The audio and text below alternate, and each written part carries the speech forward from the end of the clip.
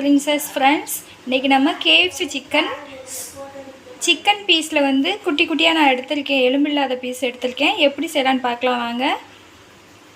இப்போது மைதா மாவு எடுத்துக்கலாம்.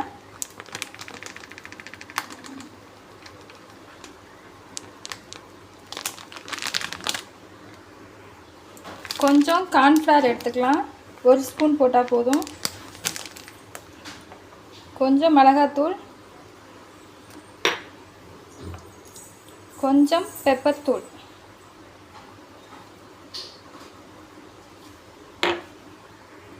கால் டீஸ்பூன் உப்பு. இதை நல்லா மிக்ஸ் பண்ணிக்கலாம். இப்போ நல்லா கலந்து விட்டுக்கலாம். இப்போ கொஞ்சம் வாட்டர் மிக்ஸ் பண்ணிக்கலாம். சிக்கன் வந்து இதில் டிப் பண்ணி எடுக்கணும், அதுக்காக வாட்டர் சேர்த்துக்கிறோம். நல்லா கலந்துக்கலாம். தயிர் கொஞ்சம் சேர்த்துருக்கேன், நல்லா கலந்துக்கலாம். இப்போ நம்ம மிக்ஸ் பண்ணி வச்ச மாவில் கலந்துக்கலாம்.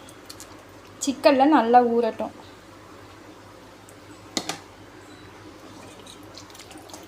நல்லா இந்த மாவில் ஊறட்டும் சிக்கன். பாருங்கள், நல்லா சிக்கன் ஊறட்டும். ஒரு 1/4 மணி நேரம் ஊறட்டும் நமக்கு சிக்கன். நம்ம வந்து மசாலா ரெடி பண்ணிக்கலாம். இப்போது நம்ம டிப் பண்ணி போடுறதுக்காக அதே மாதிரி கொஞ்சம் மைதா,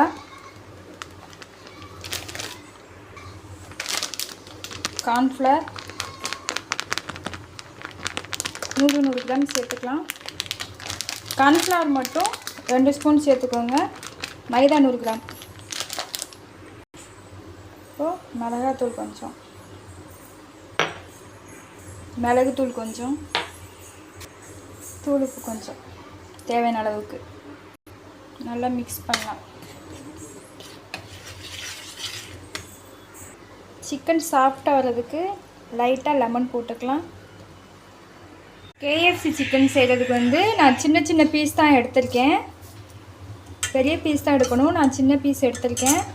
இப்போது எண்ணெய் காஞ்சிக்கிட்டு இருக்கு. இப்போது நம்ம இந்த டைமில் வந்துட்டு ஒரு பீஸ் எடுத்து நம்ம கலந்து வச்சு இந்த மாவில் டிப் பண்ணி எடுத்துகிட்டு, இப்போ பாருங்கள், மாவில் நம்ம நல்லா டிப் பண்ணிவிட்டு ஐஸ் வாட்டரில் போட்டு எடுத்துகிட்டு திரும்ப நம்ம மாவில் டிப் பண்ணிவிட்டு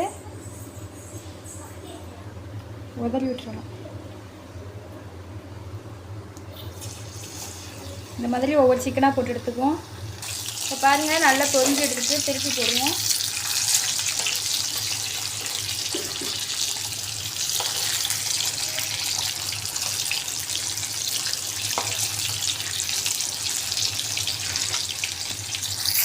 பாருங்கள், KFC ரெடி, நல்லா வெந்துடுச்சு. இப்போ எடுத்துக்கலாம்.